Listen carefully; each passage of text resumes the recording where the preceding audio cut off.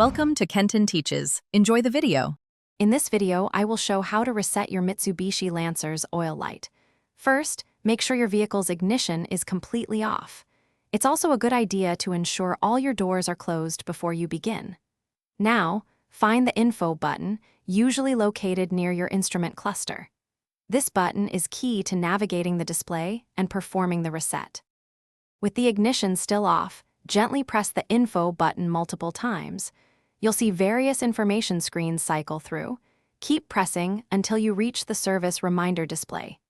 This screen typically shows a small wrench icon indicating it's time for maintenance. This is the specific screen we need to interact with. Once you're on the service reminder screen, press and hold the Info button. Keep it pressed for approximately 2 seconds or until the wrench icon on your display starts to flash. As soon as it flashes, release the button. You should then see the word Clear appear on your multi-information display, signaling the next step.